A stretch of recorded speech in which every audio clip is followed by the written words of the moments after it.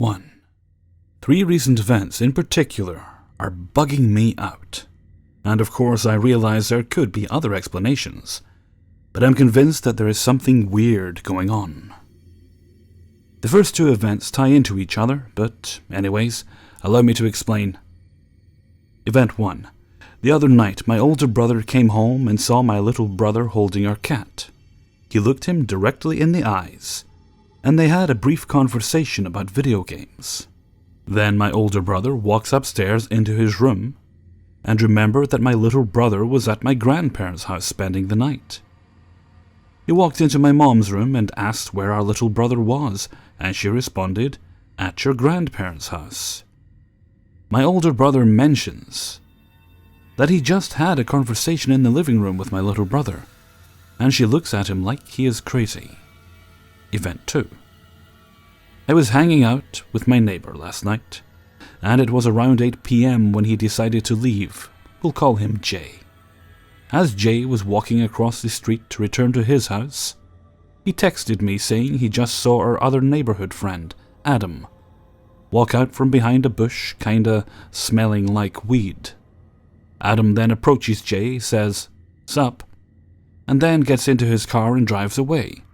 Today, Jay called Adam to laugh about last night and to make plans to chill sometime soon. So here's where it gets strange. Adam claims he was catering last night, 3 to 11 p.m., that he had not been home at all. My friend starts freaking out, saying he's 100% sure that he saw him and they acknowledged each other. Adam is confused, reinstating the fact that he was at work all day long. We're all great friends, we smoke together and hang out all the time, so there would be no reason for Adam to lie about not being there. They were both genuinely confused as I witnessed the phone call. Event 3. There is a kid in my class whose name is Charles. He has went by Charles the entire fucking semester. I've spoken to Charles and have referred to him as Charles. Everyone has. Today was our last day of class. Everyone was referring to Charles as Devin. He answers by the name Devin. The professor called him Devin when he raised his hand. Everyone literally starts calling him Devin, but I have never heard him go by Devin this entire semester. They weren't joking when they said his name. It wasn't like a funny nickname suddenly given to him. It was just people naturally calling him Devin. All these events have happened 3 days in a row. I can't really think of any explanations other than one, perhaps my older brother thought he had a conversation with my little brother. 2, Jay witnessed someone else and thought it was our friend Adam, but he swears to his life that it was Adam, as he always says, "Sup." Not to mention he witnessed him drive off in his car. 3. Charles decided to change his name to Devin without my knowledge, but this seems highly unlikely, as it was the last day of class and nobody really chills outside of class. That's all I can come up with. All 3 of these things have confused me greatly and have given me chills. 2. In January of 2013 I quit my job, and I knew that I had to go somewhere far, or I would spend all my money on stupid things and booze. So I started to read and learn about India, all kinds of travelogues, blogs, and forums about that magical country. And I started to enjoy it, and wasn't frightened so much after all those readings. There were 5 things connecting me to India. Number 1.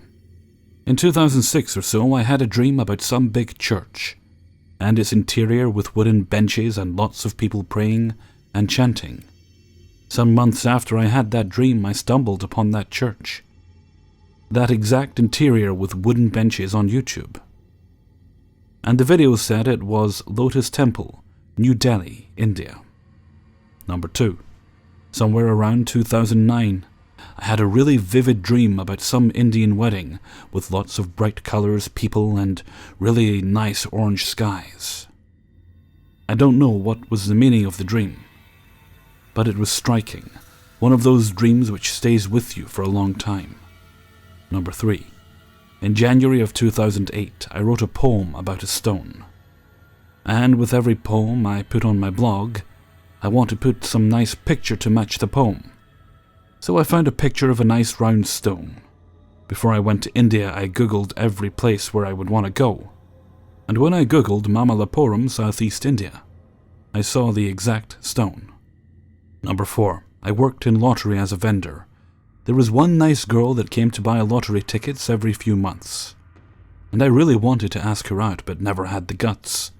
So a few days before I went to Camino, pilgrimage in northern Spain, in 2012, I asked her finally for her name, and she said, Vidya. I wanted to look her up on Facebook or on Google, but I couldn't find anything about her. So I came home from Camino, waited for her to come to lottery to ask her out, but didn't see her anymore. And a few days before my flight to India, I looked her up again and found that Vidya is an Indian name. It means knowledge. Number 5, and finally the spiral thing. At the end of August 2012, I had a dream, drunken dream, one of those boring repetitious dreams. Like you dance in the club with the same song playing over and over again. Really exhausting dream.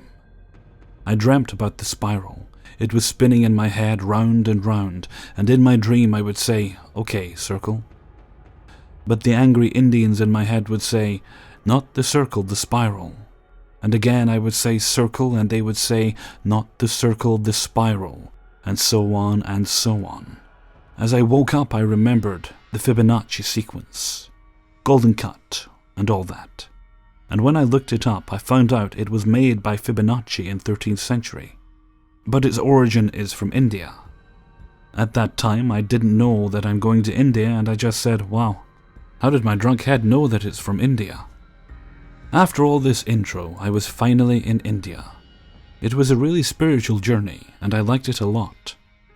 At every place I'd go, I saw spirals on t-shirts, bags, jewelry. I bought some little bags in Pushkar, and when I came back to the hotel, I realized they both had a big spiral on them. In Goa, I bought some medallion with a spiral. So spirals were all around me, traveling all across India. During my stay in Jaisalmer, I chatted on Facebook with one girl back home in Croatia. I liked her, but I didn't know her very good. And as we chatted, she was getting more and more complicated, and I said to myself that I'm gonna be simple here in India, and that I'll talk to her when I get home. Let me just say that she didn't know anything about my dreams about India, and a few days after our chat, she changed her Facebook picture to circle, just a big black circle on a white background. So after more than a month up north, I went down south to Gokarna, 2 hours from Goa. There I met one beautiful blonde Russian girl named Nastya. She didn't speak English very well, but we smiled a lot, so that was nice. We sat in some beach bar and I started talking about my dreams, about my 5 things that made me come to India. And when I got to the spiral story, I didn't know how to explain the spiral to her, so I took a pen and started drawing it on a piece of paper. When I finished the drawing, she smiled, put her leg on the table, and showed me a tattoo of a spiral on her leg and asked, "You mean this?" So I started to laugh, and after that I couldn't stop looking in her eyes, and I just fell in love. But everything that is beautiful doesn't last for long. So a few days after, she said she doesn't want anyone in her life at this moment, that she just wants to be alone, to find herself, and all that girly stuff. So I realized it was too much for her. It was too much for me too. But I really believed in those signs. And in a nutshell, this is it.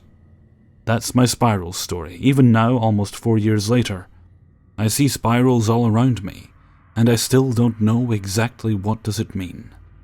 But I have to say that I really enjoyed all of that. I hope you liked the story, and that it wasn't too boring for you. I like it, because it's mine. 3. This is a 100% true account, and it boggles my mind until this very day, as I have no idea how it happened. It was back when I was about 10 years old, so around 1994 or so. My class had been told that we had a show and tell type session at school during the next week, and we were required to bring something or things into school to show off and talk about. I believe this is quite a big thing nowadays, as my son has to do it every other month or so, but back then, when I went to school, this only happened the once to my knowledge. Anyways, so off I trotted to my home and told my parents I had to find something interesting to talk about. So my dad wanders off, comes back with a little wooden box which had been hand-carved. Inside this box was a random assortment of a few many things, such as a really old glasses cleaning cloth, an old-fashioned picture frame hook, and some thick metal ornate buttons. The buttons turned out to be spares of those from his parade uniform he wore for Queen Elizabeth's coronation in 1953, as he was in the RAF at the time and was part of the parade ceremony. He said he got the box in a foreign country when he was in the RAF. I believe he got it in Germany, but I'm not entirely sure. So I took these items and the box to school and did the whole show and tell thing in class. I can't remember how it went, but I remember the teacher telling me not to play with them after it happened, as I might lose them. The end of the day came, and to my horror, as I left the school gates to walk home, it occurred to me that I was no longer in possession of the box. I went back to my classroom and spoke to my teacher, who was marking papers of some sort, and we had a look about the classroom which didn't turn anything up. I resigned myself to my fate of having to tell my dad that his items had been lost due to me carelessly misplacing them at some point during the day. As I was walking home, I decided I would tell my mum, who would then explain to my dad, as he always worked late during the week, rather than leaving it for him to inquire about the next morning at breakfast. I went inside and went upstairs to get changed. My mum asked me the dreaded question as I was halfway up the stairs. "How was your day?" I replied not good, and that I would tell her after I got out of my school clothes. By the time I'd said this, I was on the top landing and heading to my room. My room at the time was a tiny box room with typical 90s stuff in it. A bed, a desk, and some toys. To my astonishment, sitting in the middle of this tiny box L-shaped room, open and upside down, was the carved wooden box, the metal picture hook, the glasses cleaning cloth, and the other contents lightly scattered around on one side, like it had been upended and then dumped. As my mum shouted up, wondering what the matter was, I quickly responded with, "Nothing, everything's fine." I never told either of my parents what happened with this bizarre incident. Everything was there except there were 4, I think, metal buttons originally. Only 2 of them were on the floor, and the missing 2 or 3 never did turn up. My dad never mentioned them missing, so neither did I. It might only be a small, insignificant incident, but the whole thing baffles me until this very day. There's literally no reason on earth that those items could have made their way from school other than in my hands. There was only 3 of us who lived in the home, and my mother worked as a cleaning manager at Tesco, which involved basically a night shift from 2 a.m. to 7 a.m. or something. So she slept all day after I went off to school, and my dad left for work. 4. My boyfriend and I were out shopping at Costco, getting our weekly supplies of everything. It was pretty busy weekend, so we both were getting lost easily, picking up the same items and running into each other.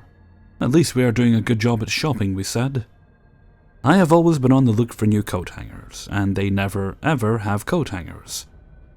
We have been looking for them for months, more than 5.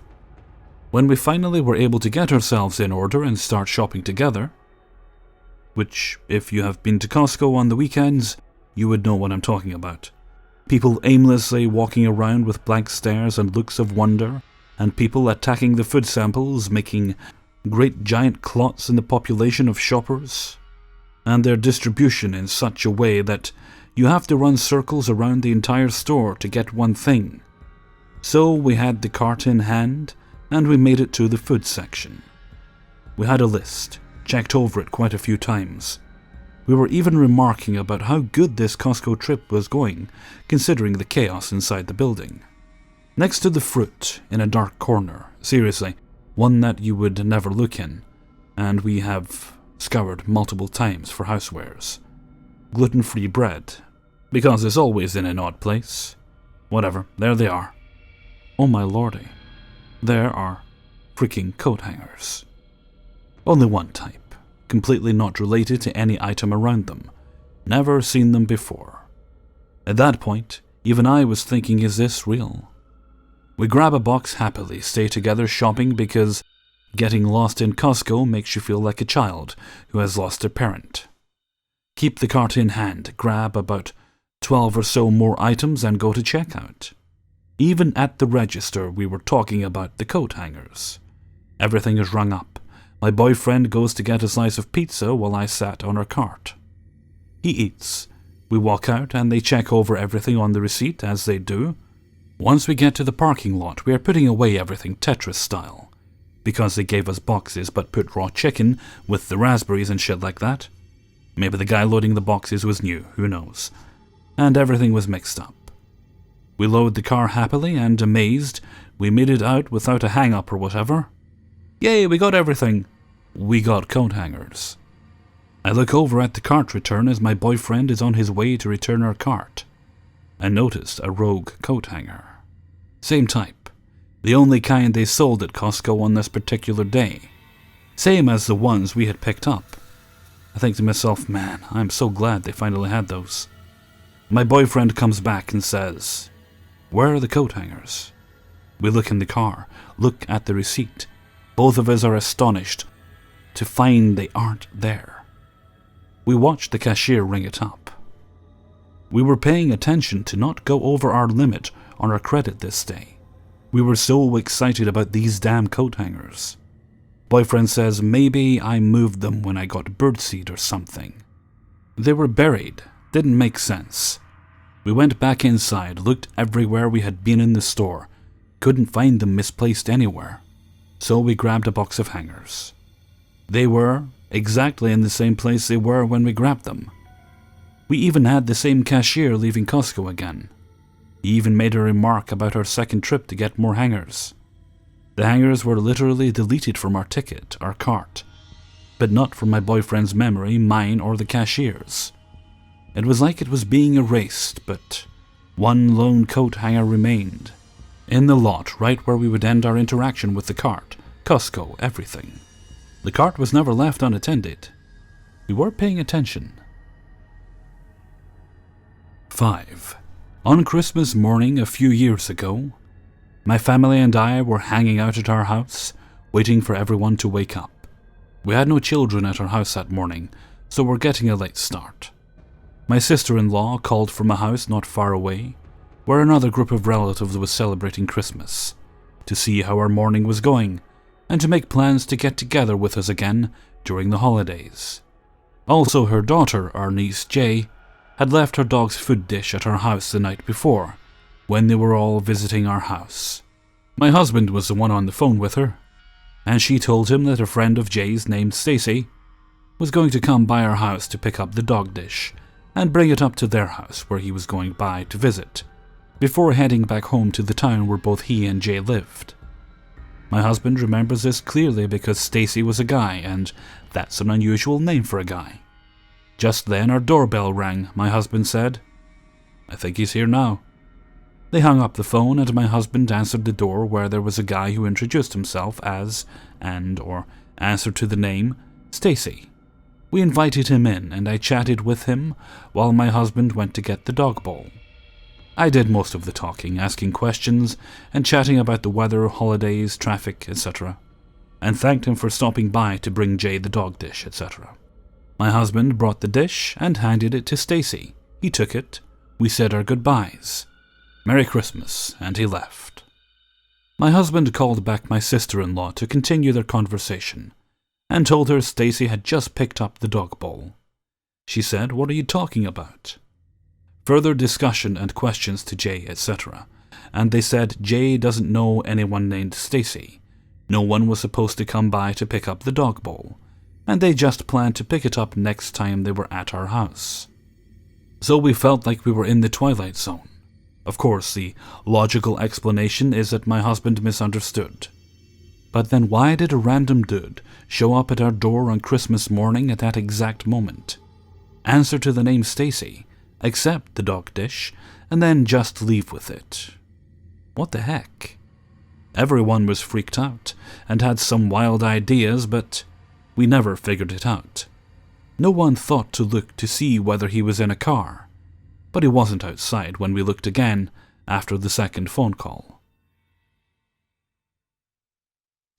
Hey everyone, Hellfreezer here, and thank you very much for listening to 5 True Glitch in the Matrix Stories 18. Thank you very much to everyone who allowed me to use their stories in this video. I'd also like to say thank you very much to all my new subscribers recently.